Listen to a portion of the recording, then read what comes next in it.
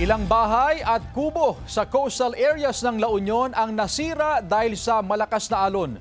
Mula sa probinsya ng La Union, makibalita tayo live kay Jasmine Gabriel Galban. Jasmine?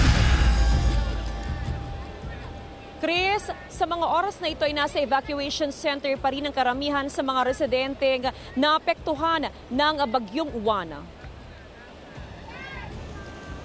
Wasak ang buong bahay at wala na rin mapakinabangan sa mga gamit ng pamilya Caridad matapos na masira ng storm surge sa katatapos na pananalasan ng bagyong Uwan.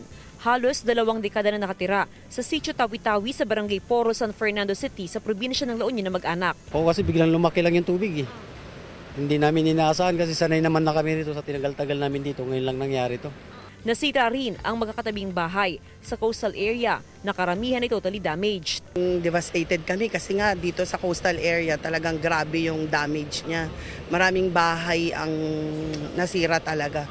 Bukod sa mga kabahayan ay nasira din ang bahagi ng kalsada dito sa may Sitio Tawi-Tawi sa Barangay Poro. Ito yung pinaka-concern ngayon ng mga barangay officials dahil matapos nga na masira ang kalsada, in case daw na merong emergency ay hindi agad makakaresponde o makakarating yung mga emergency vehicle dahil nga sa nasirang kalsada.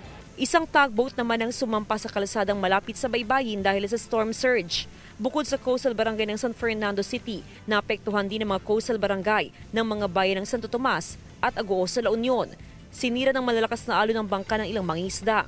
Malaking problema ma'am, lalo ngayon. Malalaking alon, hindi sila nakakapaglaot. Walang kita ma'am, wala silang may biling bigas tapos nasira pa itong bangka. Ang bahay na ito halos matabunan na ng buhangin. Po, tinali-tali po ng asawa ko, hindi lumipad yung yero, pero kalahati na lang natira yung bahay ko. Dahil natabunan po ng buhangin. Sa monitoring ng PDRRMO, aabot sa halos 1,000 bahay ang nasira dahil sa epekto ng bagyong Uwan. Mahigit 20,000 individual ang inilikas sa mga evacuation center. Wala ring supply ng kuryente ang malaking bahagi ng probinsya. 2 napaulat na nasugatan, habang ang isa bine-verify pa ng otoridad. Isa rito ang senior citizen sa Agoo, La Union na nakuryente habang itinatali ang bubong ng bahay noong Linggo ng umaga. Tatali ko sana, pero kaso lang ang nakuryente na ako. Ayon sa provincial government, kung tutuusin, hindi pa 100% na nakarecover ang probinsya matapos manalasa ang bagyong Emong noong buwan ng Hulyo. Ito yung mga nawalan ng mga bahay along the shoreline, no? And then yung mga natopless kung tawagin ko, yung mga natanggal yung mga bubungan, and wala na yung panghahanap buhay nila and all that.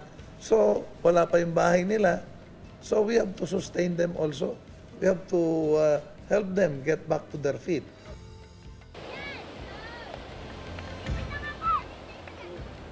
Chris, as of 4 p.m. ay nasa 40% ng restored ang power supply sa mga barangay sa probinsya ng La Union. Pero ayon sa Luelco, target nila na by 6 p.m. ay umakyat sa 60% ang restoration ng power supply sa probinsya. Samantala, Chris, kasabay ng malawakang assessment na ginagawa ng provincial government ang pamamahagi o distribution ng food packs at ng assistance sa mga apektadong residente. Chris?